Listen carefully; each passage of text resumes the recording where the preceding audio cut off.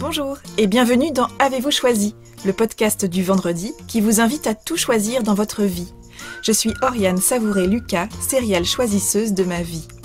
Dans la vie, j'ai les pieds sur terre et la tête dans les étoiles et je vous propose d'explorer avec curiosité le vaste et intrigant territoire du choix. J'accompagne les personnes qui le souhaitent à tout choisir dans leur vie pour réenchanter leur quotidien et développer leur impact dans leurs différentes sphères de vie et d'influence. Ce podcast, c'est l'occasion pour moi de partager réflexions, questionnements, lectures, ressources qui m'inspirent pour choisir ma vie. Régulièrement, je vous propose de faire la connaissance d'une personne que je trouve inspirante sur la question du choix. Et je partage avec vous une conversation que j'ai eue avec cette belle personne et son petit supplément d'âme. Une manière de poursuivre votre exploration du territoire du choix à travers la découverte d'un parcours singulier. Aujourd'hui, je vous propose de faire la connaissance de Michèle Cross.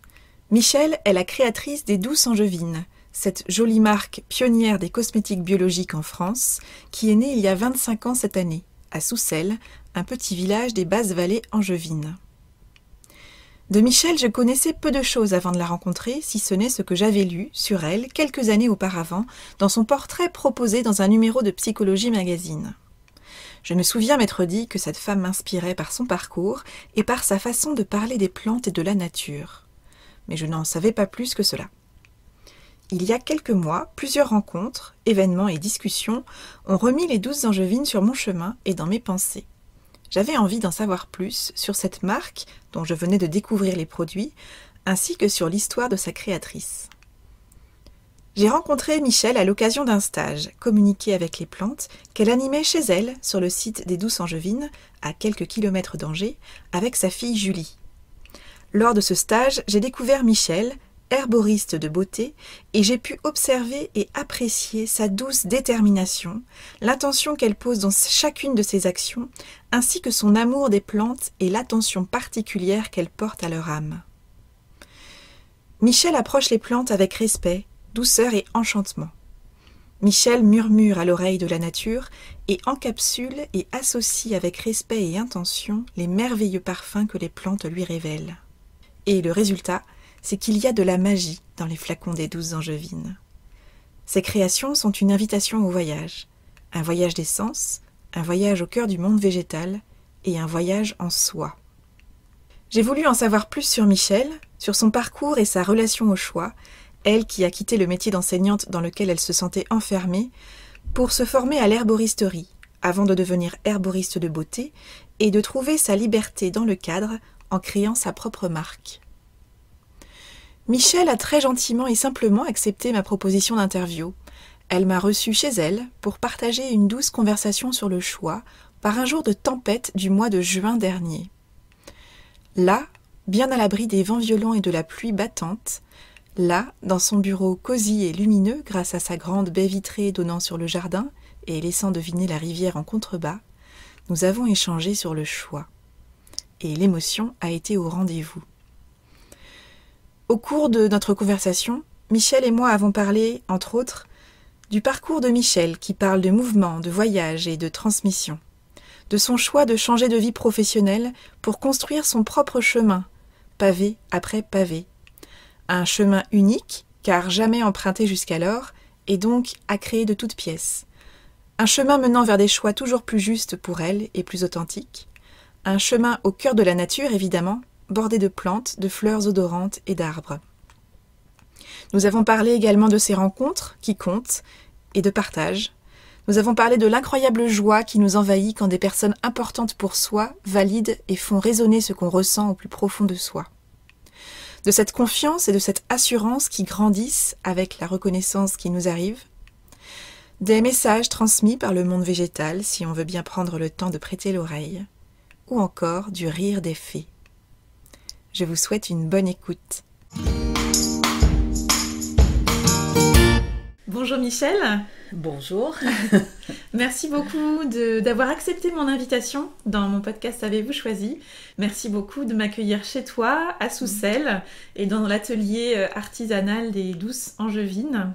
Donc tu es herboriste de beauté Et tu es aussi la créatrice des Douces Angevines, cette marque donc de cosmétiques bio qui est pionnière en la matière et qui a été lancée il y a 25 ans cette année. Oui, hein, c'est voilà. bien ça? On est dans l'anniversaire des 25 ans là. Voilà. Oui. Donc moi je trouve que ton parcours, il parle vraiment de mouvement, de voyage et de transmission. Et je sais aussi que tu n'as pas toujours été herboriste de beauté, puisque à un moment de ta vie, tu as choisi de quitter le métier que tu exerçais alors pour te lancer dans l'étude des plantes médicinales. Voilà. Alors j'aimerais beaucoup que tu nous expliques quel était ce métier et puis pourquoi ce choix à ce moment-là de ta vie. Oui. Eh bien, justement, à propos de choix, au départ, j'avais l'impression de ne pas avoir eu le choix, de n'avoir eu aucun choix, ou en tout cas de ne pas avoir eu la possibilité de choisir quelque chose qui me tenait à cœur. Donc ce que j'ai fait, c'était un peu la continuité de mes études qui étaient des études littéraires, donc jusqu'à la maîtrise de lettres. Bon, ça s'est très bien passé, mais après transformer ça en travail, en métier, à part le métier d'enseignant, je voyais pas grand-chose d'autre qui permette de gagner sa vie et qui permette de donner son indépendance financière. Ce qui fait que donc je me suis embringuée dans l'aspect enseignement, en étant d'abord remplaçante, et puis après, de remplacement en remplacement, vraiment, j'en avais ras-le-bol dans le secondaire. Ce qui fait que j'ai passé le concours pour entrer à l'école normale, pour être, maintenant on appelle ça professeur des écoles. D'accord. Bon, et puis après, titulaire, voilà, donc j'ai enseigné en primaire pendant 7 ans. Donc cette sensation d'être sur des rails et puis de ne pas avoir eu d'autres choix possibles, c'est aussi lié, sans amertume, hein, mais quand même c'est lié à une histoire familiale. C'est que mes parents aussi étaient instituteurs et bien sûr pour eux l'enseignement et puis l'aspect fonctionnaire c'était vraiment la chose la plus sûre pour leurs enfants, voilà. Donc je me suis laissée mettre sur ces rails. Sauf que malgré mes efforts, au bout de 7 ans, à force de me rendre compte que ça ne me convenait pas, que je me sentais pas bien, que je me sentais pas à ma place, que je me sentais pas épanouie, enfin bref, que je me sentais... T'étais en lutte en fait étouffée. Pour essayer de correspondre à ce qui te paraissait être la chose attendue en fait. Voilà, exactement. Mais c'était pas moi-même quoi, c'était en effet un moule dans lequel il fallait que je me force à rentrer et c'était quasi impossible. Et quel a été le déclic justement? À quel moment tu t'es dit là c'est plus possible, il faut que je trouve autre chose? C'est des choses qui se sont rajoutées. D'accord. Des poids qui se sont rajoutés, des incidents pénibles, et puis en fait je me suis, alors volontairement là par contre, hein, c'était un choix, attention, mais je me suis retrouvée enceinte de mon fils, et donc à partir de là, il y a eu le congé maternité, normal. Ensuite, plutôt que de reprendre ce métier qui de toute façon ne m'attirait pas du tout, j'ai pris un congé parental, et voilà, et c'est pendant tout ce temps-là que la question quotidienne, c'était vraiment qu'est-ce que je peux trouver, qu'est-ce que je peux faire d'autre, qu'est-ce qui me plaît vraiment. Et évidemment, il s'est imposé que c'est les plantes, que c'est les plantes en plus médicinales, les plantes qui soignent, les plantes qui apportent quelque chose, et que j'avais besoin d'approfondir, de les connaître mieux. Et comment les plantes sont entrées dans ta vie justement? Est-ce que c'était c'était une découverte finalement, cet univers des plantes, ou alors c'était déjà là depuis longtemps mais c'était sous-jacent et c'était un peu en périphérie de ta vie? Voilà, c'était plutôt en effet sous-jacent et présent depuis mon enfance. Ça, oui, bien sûr. Tu avais un lien très fort déjà avec la nature et les plantes. Oui, tout à fait. Ça, c'est par mes grands-mères et même arrière-grand-mères. Vraiment, en remontant dans mon enfance... oui, je me suis rendu compte qu'il y a eu des instants d'extase en fait, on peut dire ça comme ça, que j'ai connue mais toute seule, toute petite, mais dont je me souviens par contre, je me souviens de ces sensations, de ces présences quand j'étais au milieu de la nature, vraiment. Et c'était un lien avec la nature que tu avais poursuivi avec les années, même dans ce contexte professionnel qui était compliqué. Oui. Est-ce que c'était déjà un lieu de ressourcement pour toi, la nature ? Oui, tout à fait. D'accord. Tout à fait. Et même, je me rappelle, et là quand même, je dis, mais c'est l'extrême, quoi. Je ne peux pas continuer comme ça. Je me suis surprise à faire l'école buissonnière, entre guillemets, c'est-à-dire au lieu d'aller travailler, et ben hop, je bifurque, et puis je me retrouve au bord d'une rivière à marcher, puis à y passer la journée. Mais tout ça parce que non, je ne pouvais pas continuer à faire ce que je faisais. Et effectivement, heureusement qu'il y avait ces plantes, ces arbres. Tout. Même à l'époque, j'habitais dans un appartement, bien sûr, mais j'avais beaucoup de plantes en pot, évidemment. Mais même auprès de ces plantes-là, je trouvais une consolation. Il y avait déjà un lien très fort. Oui. Et donc à quel moment tu t'es dit finalement ça y est, c'est ça, j'avais ça sous les yeux depuis longtemps et ces plantes, je veux les mettre au cœur de ma vie professionnelle également? De toute façon, quand j'ai vraiment reconnu que depuis l'enfance, j'ai cet amour avec les plantes, ce contact, j'ai décidé de reprendre des études d'herboristerie en choisissant, alors là aussi j'ai eu un petit parcours justement pour choisir l'école qui me paraissait la plus proche, la plus adaptée à mes souhaits. Et c'était quoi tes critères de choix justement pour identifier cette école ? J'avais besoin de quelque chose de très complet qui pouvait envisager tous les différents aspects, aussi bien le côté historique, ethnobotanique, toutes les légendes, enfin tout cet imaginaire qui existe autour des plantes depuis l'origine. Et en même temps, d'aller jusqu'au présent aussi et à la modernité, c'est-à-dire connaître non seulement la botanique, mais aussi l'écologie, la physiologie ensuite vraiment microscopique des plantes, et la pharmacognosie, donc leurs actions, leurs effets. Voilà, c'est du plus ancien au plus récent des connaissances à cette époque-là qu'on pouvait avoir sur les plantes. Voilà, pour moi, il fallait que ça soit un éventail assez large. Je ne pouvais pas me contenter juste d'un seul aspect. Et comment tu es passée alors de ces études des plantes médicinales au départ à la création et au métier d'herboriste de beauté? Eh bien, une fois fini mes études, ou pendant le cours même de mes études, mais une fois que j'ai eu mon certificat d'herboriste, là aussi, j'étais devant un choix de savoir comment j'allais transformer cet enseignement.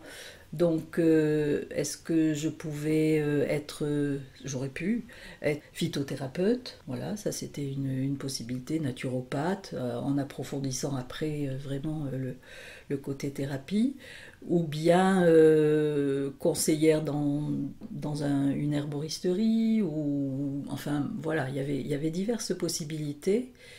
Le côté thérapie, justement, je ne l'ai pas vraiment choisi parce que pour moi, c'était... c'est la médecine, mais une médecine vraiment profonde. Et donc, voilà, je ne me sentais pas avoir le temps encore d'étudier, quoi. Il fallait vraiment que je passe à l'action. D'accord. Ce qui fait que... tous les produits pour les soins de la peau, les soins externes, quoi, à base de plantes, ça aussi depuis l'enfance, je m'amusais à patouiller. Ah oui, tu faisais déjà tes petites mixtures. Oui. Avec des fleurs, avec des poudres d'épices. Voilà, et même dans l'adolescence, je me faisais des mixtures, surtout pour les cheveux d'ailleurs. Donc c'est ça que j'ai rejoint, c'est ce côté-là, quoi, travailler pour la beauté de la peau, quoi, la beauté en général. Et je crois que tu as commencé en fait par être ta première cliente, c'est-à-dire qu'au départ c'était pour toi que tu créais ces produits-là, et puis petit à petit c'est autour de toi que les gens t'ont dit mais qu'est-ce que tu fais à ta peau, qu'est-ce qui se passe, est-ce que tu peux nous aider? Je me souviens bien aussi ce matin-là. C'était pendant les vacances, un été, Et donc mon pot de crème là, il était fini quoi. Il en restait plus qu'une goutte. Donc il fallait que je renouvelle. Parce que quand même, je pouvais pas laisser... Pour moi, vraiment, les soins de la peau, c'était important. Donc, je me suis dit que je n'avais plus envie d'acheter ce genre de crème.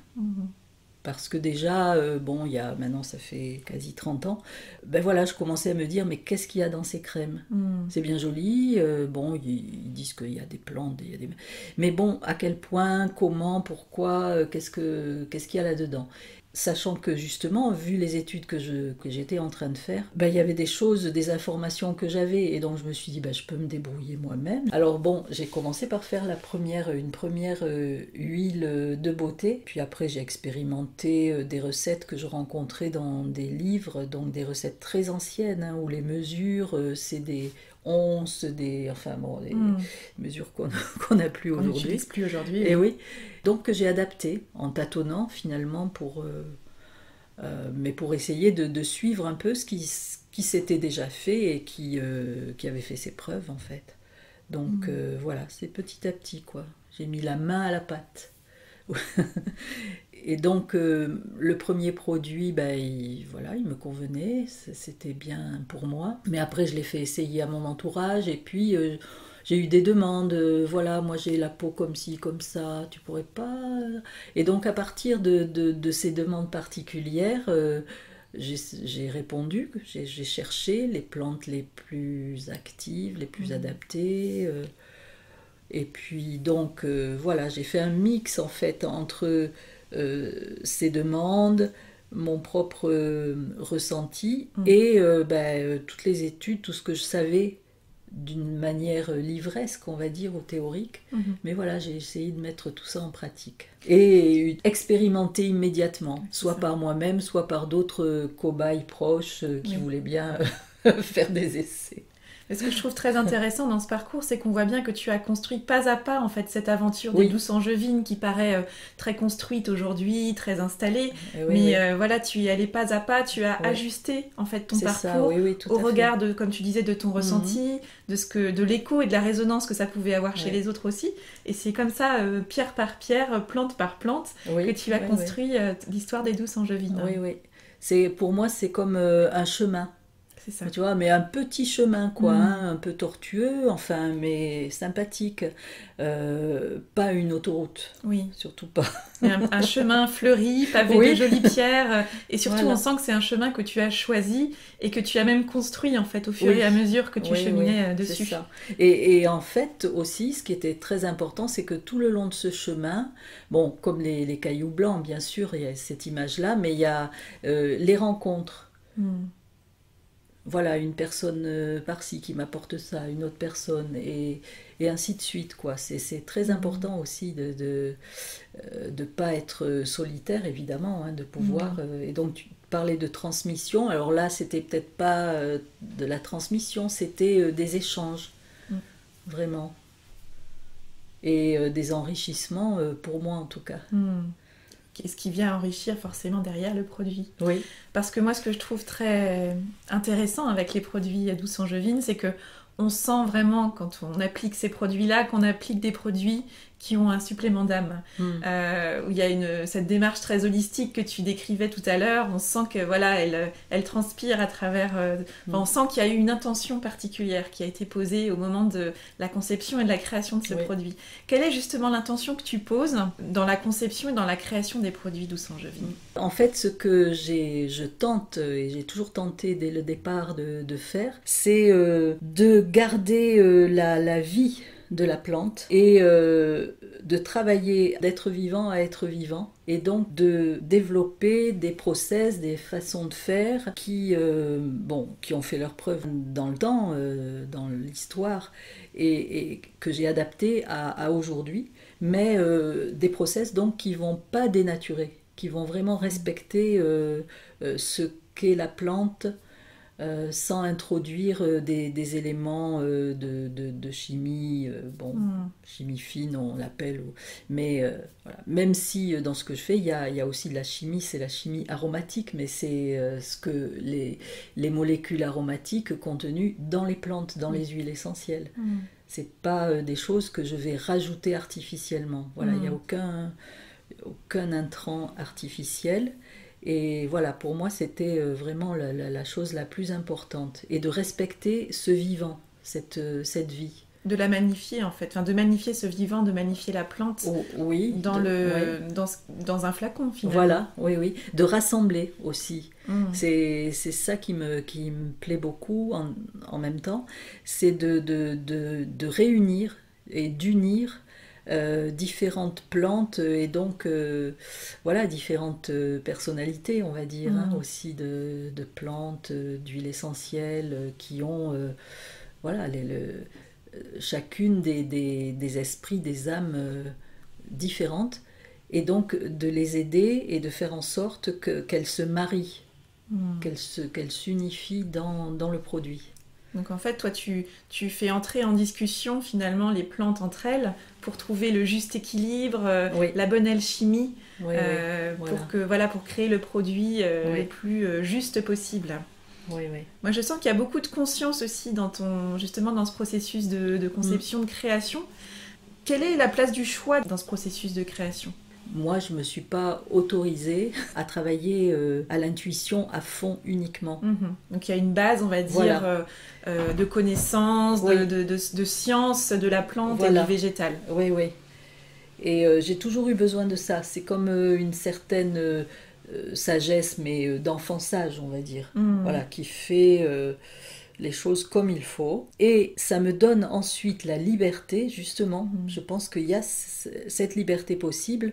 Une fois que les bases sont correctes, eh ben, il y a cette liberté justement de travailler avec son intuition et avec un autre goût, quoi, ça peut être un choix dans les différentes plantes que je vais assembler. Alors il y en a certaines, ce choix est raisonné. Voilà, c'est parce que je veux que le produit ait cet effet, c'est recherché, donc je sais que ces plantes-là vont donner cet effet. Mais après, au-delà de ça, voilà, là je trouve une liberté pour rajouter quand même la cerise sur le gâteau, ce qui va donner un parfum intéressant, agréable, ce qui va apporter un apaisement en plus. Voilà, parce que effectivement le produit, il va s'adresser à différents niveaux dans la personne, comme lui-même il a différents niveaux.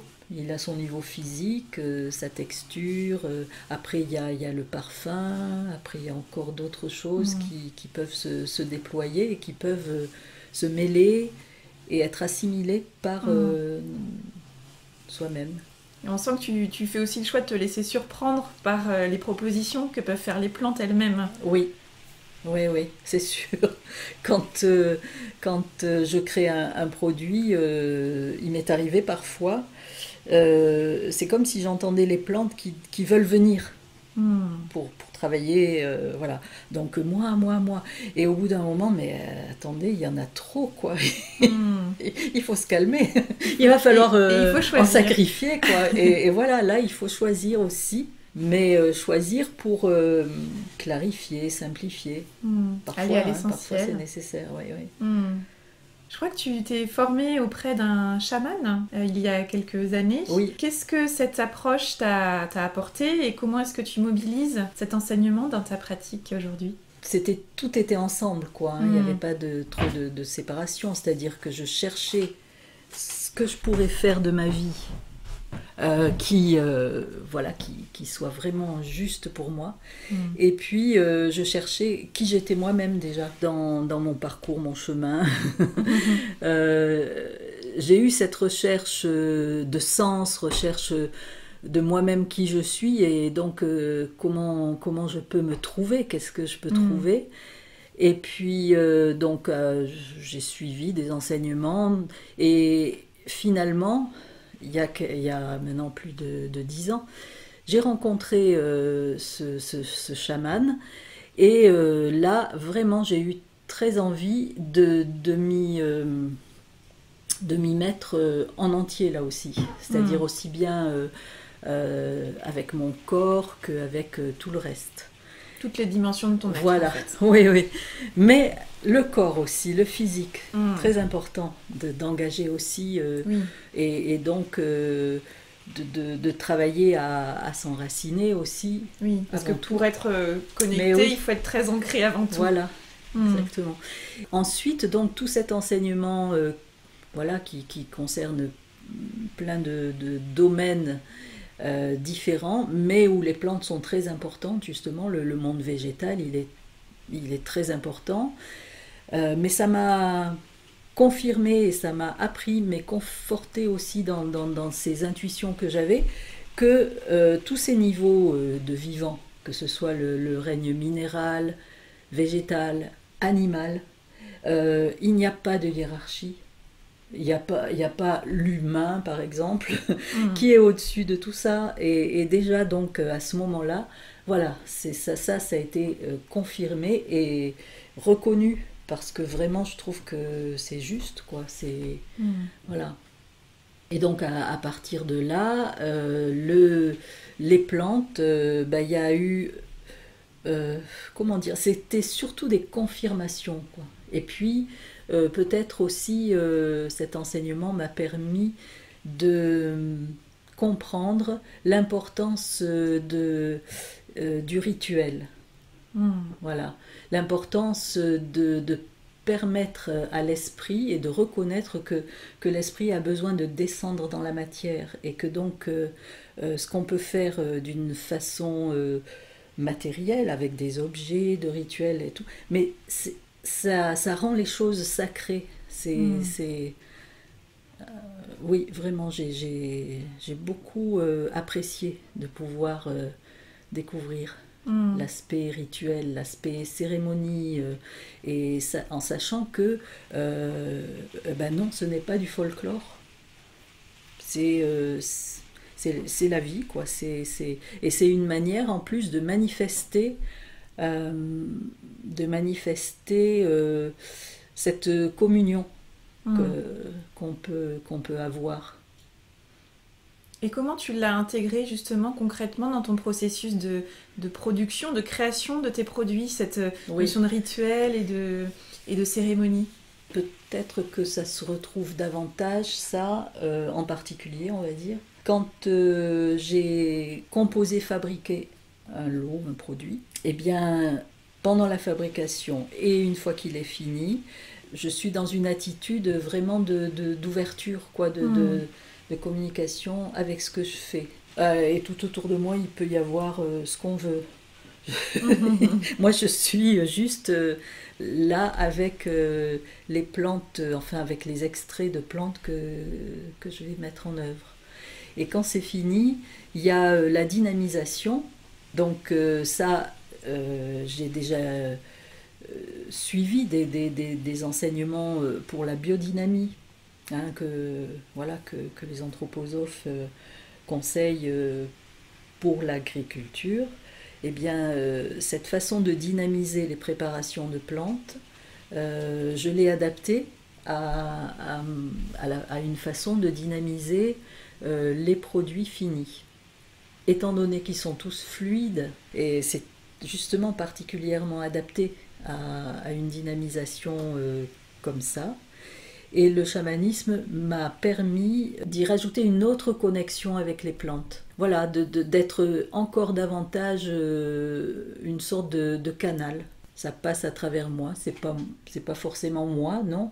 C'est voilà, c'est cette espèce de symbiose qui peut se créer comme ça, juste un instant, pendant que le produit est dynamisé. Donc le chamanisme m'a aidé aussi à libérer ma voix. Bon, je ne dis pas que j'ai une voix extraordinaire ou que je chante à tout bout de champ, non.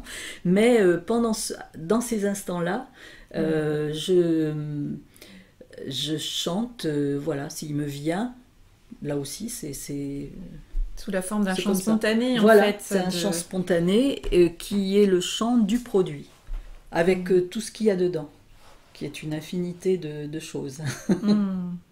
Donc les sons et les odeurs finalement se mélangent Oui, pour rendre voilà. encore plus dense le produit qui a été fini. Oui. Ou en tout cas pour lui donner encore plus de lumière, de vibration. Et en plus, pour moi, ce chant, il y a des paroles qui viennent, qui sont pas forcément en français, mais ce sont des paroles de gratitude.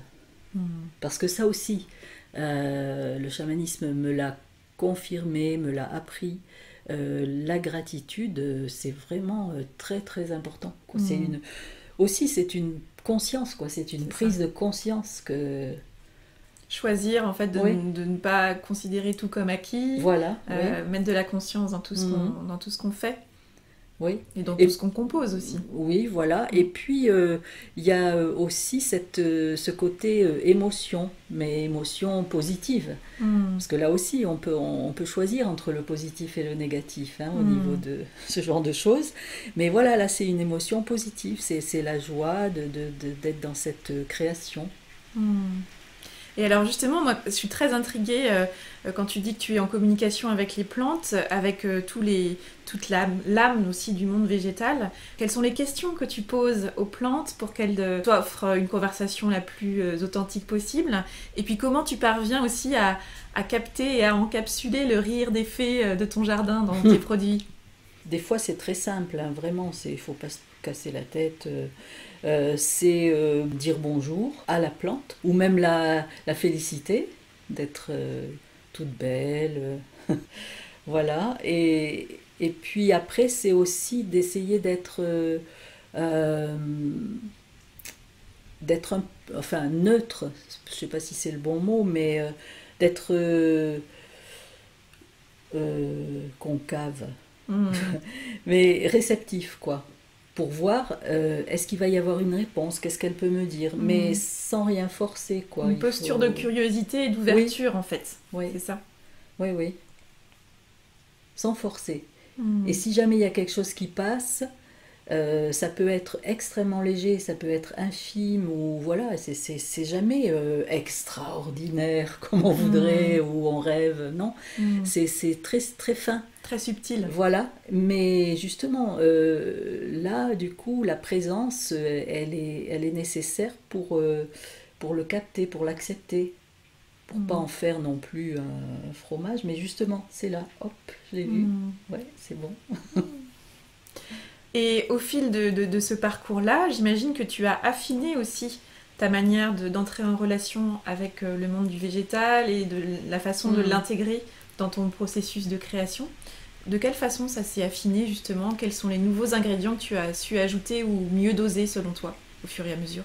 Je pense que au fur et à mesure est venue la facilité ou la simplicité de ce dialogue. Est-ce que c'est lié aussi peut-être à toi de ton côté une plus grande confiance Oui. dans ta capacité à avancer dans Voilà, ce lien-là bien et sûr. dans cette créativité-là? Oui, oui, le mot confiance est très important. Oui, oui, tout à fait. Parce que, en effet, avant, je faisais ça, moi toute seule, dans mon coin, et puis je savais pas trop à quoi m'en tenir, ou en tout cas, je n'avais pas de confirmation ou d'assurance. Et donc, de toute façon, un manque de confiance, ça c'est sûr. Et donc, les rencontres avec ce chaman, et puis avec un autre aussi, qui a été important pour moi. Là, le premier chaman, donc, c'est un chaman celte, donc proche du druidisme et d'un druidisme archaïque, c'est-à-dire vraiment avant le druidisme officiel actuel encore, avec sa hiérarchie qui ressemble un peu à une hiérarchie ecclésiastique, on va dire. Enfin bon, c'est peut-être moins pire, mais bon, quand même. Donc, ce côté vraiment retourné à l'origine, à la source du druidisme, ça c'était merveilleux. Et puis ensuite, j'ai rencontré Louis Sansa, qui lui était un chaman venu d'Argentine, je pense, ou... Enfin, là j'ai un doute, mais si, je pense que c'est... L'Amérique latine en tout cas. Oui, voilà.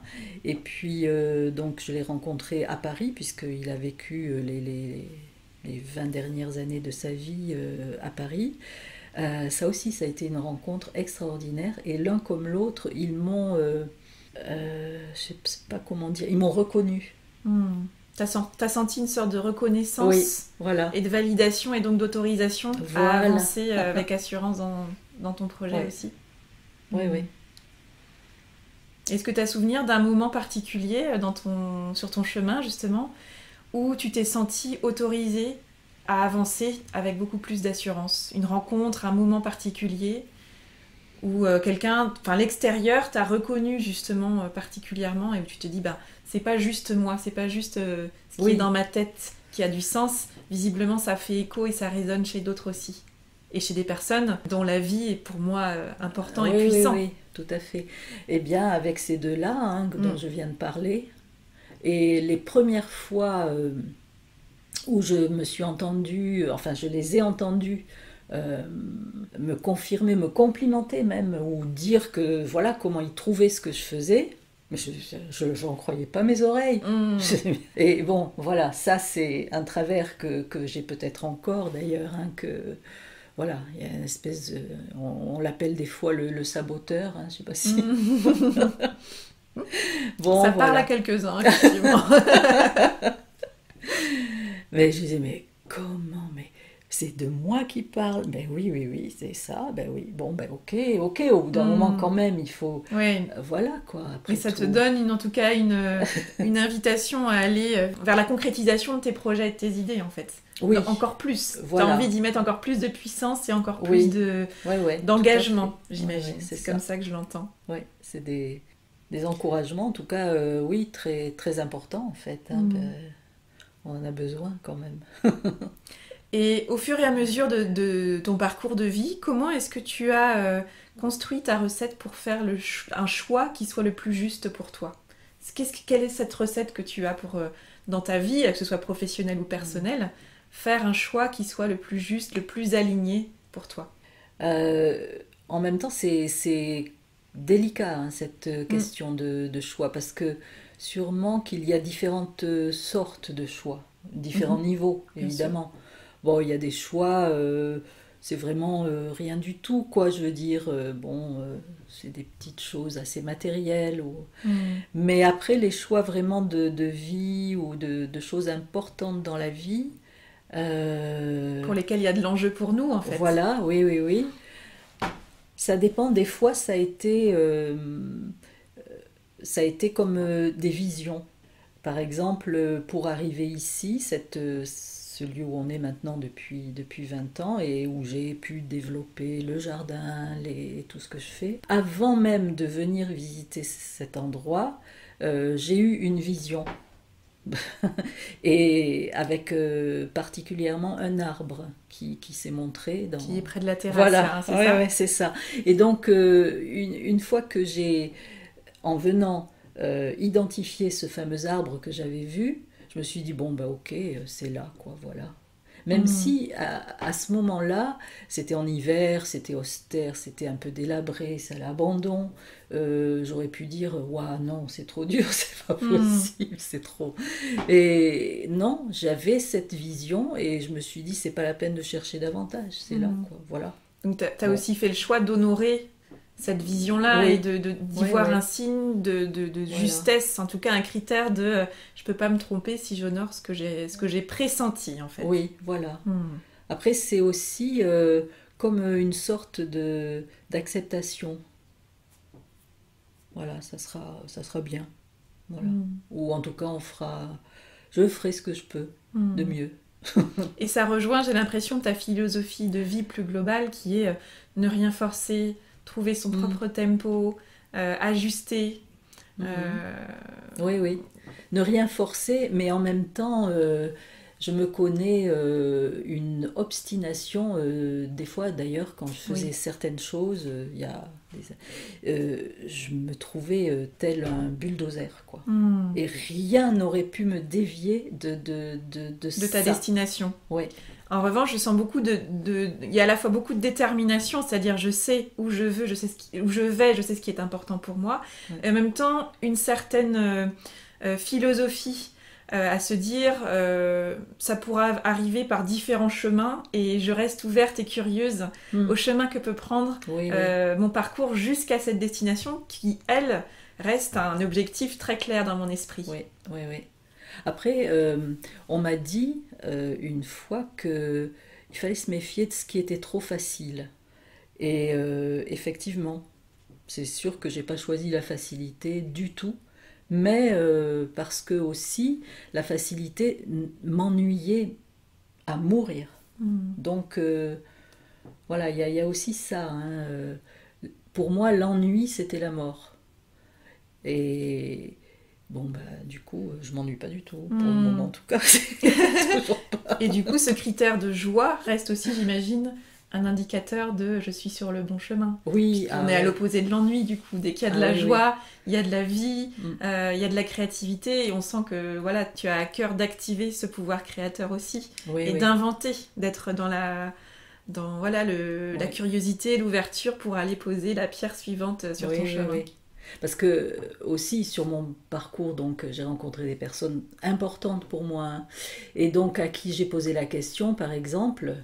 Je suis pas la seule, hein, je sais bien.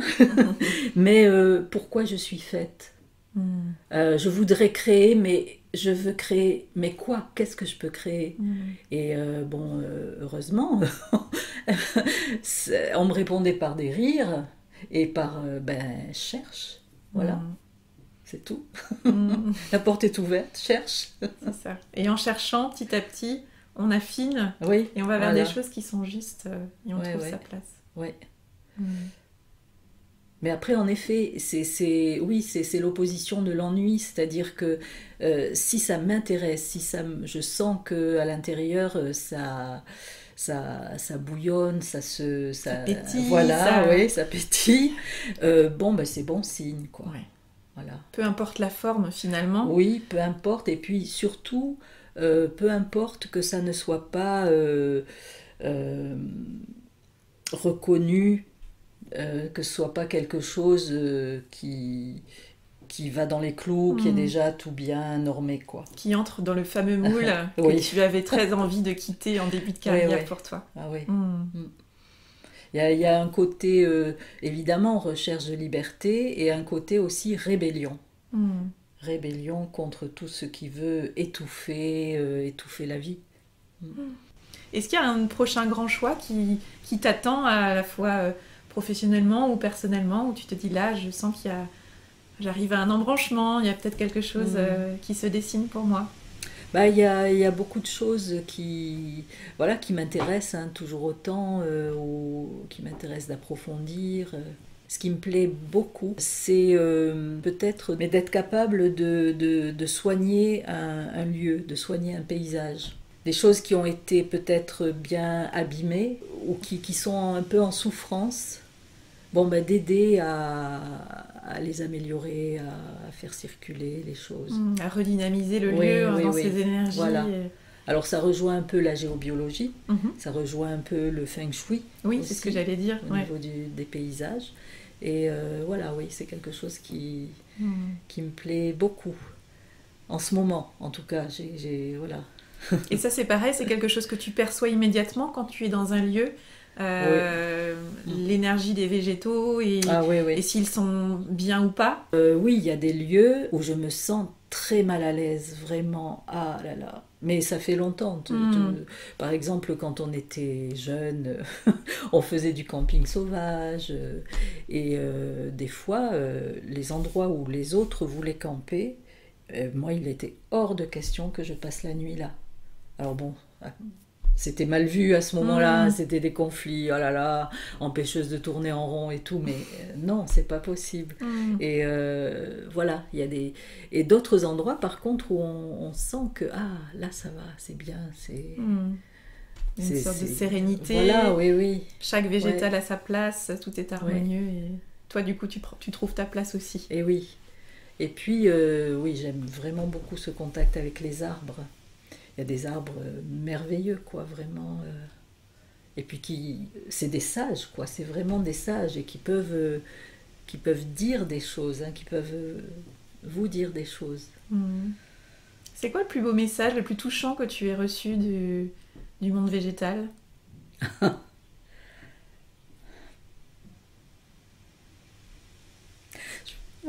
Ah.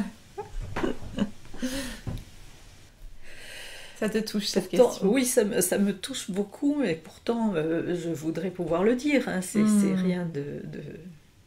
Mais à une époque, c'est un très gros chêne où j'aimais bien me poser. Et, donc, ce chêne, à un moment, simplement, je l'ai entendu me dire « Tu es une reine ». C'est merveilleux, ça. Tu es une reine. Voilà. Bon, lui aussi, hein, il était sympa de m'apporter la confiance que je cherche. Et l'assurance d'être à ta place. Oui. Voilà. Sur ton trône de reine. Pour avancer avec confiance et assurance sur ton chemin. J'imagine une belle couronne de fleurs, moi, en guise de couronne de reine. Ah, oui, hein? Oui. Ah, oui, sûrement. Ouais. Des fleurs parfumées. Est-ce que tu as une dernière chose que tu voulais partager sur le choix, l'importance du choix dans la vie? Bon, c'est peut-être un peu bateau, hein, mais effectivement, je pense qu'il faut reconnaître cette possibilité de choix qu'on a, parce que c'est vraiment, comment dire, ça existe, voilà, et c'est le seul moyen d'exercer sa liberté, c'est le choix. Et le choix entre le oui ou le non, entre le négatif ou le positif, grosso modo, hein, voilà. Sachant que peut-être c'est bien plus facile de choisir le négatif. C'est comme un toboggan. Alors que le positif, ok. Mais après, une fois que tu l'as dit, fais-le. Voilà, on se retrousse les manches. Voilà. Et on avance, on débroussaille le chemin devant nous. Ouais. Merci beaucoup, Michel. Merci à toi de m'avoir fait dire tout ça, même si, voilà, c'est moi. Hein. Merci beaucoup de ta confiance, Michel. Un grand merci à Michel pour son accueil, sa confiance, sa sincérité et sa simplicité. J'ai été touchée par ce subtil équilibre de puissance et de vulnérabilité, d'enracinement et de connexion à quelque chose de plus grand que soi que dégage Michel. Et vous, que vous a inspiré cette conversation ? Je vous invite à identifier l'idée, la phrase ou le mot que vous choisissez d'en retenir. Avec quoi de nouveau repartez-vous de cette conversation ? Quel est le petit pas que vous pouvez planifier dans les prochains jours pour mettre en œuvre dans votre quotidien ce qui vous a inspiré ? Si vous voulez en savoir plus sur l'univers des Douces Angevines, rendez-vous sur le site doucesangevines.com. Et sachez que pour fêter les 25 ans de la marque, les Douces Angevines ouvrent leurs portes au public les 14 et 15 septembre prochains. On s'y croisera peut-être ? Voilà, c'est tout pour aujourd'hui. Vous retrouverez cet épisode sur le site oriansavoureluca.com. Si vous aimez ce podcast, je vous invite à le partager auprès de celles et ceux qui vous sont chers et que l'idée de tout choisir dans leur vie pourrait réjouir. Merci également de laisser votre avis enthousiaste sur la page Facebook, sur le site ou encore une constellation de 5 étoiles sur Apple Podcast ou sur la plateforme de podcast de votre choix.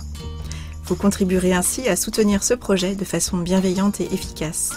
Je vous souhaite une belle semaine et je vous donne rendez-vous la semaine prochaine pour un nouvel épisode. Et d'ici là, et si vous choisissiez tout ?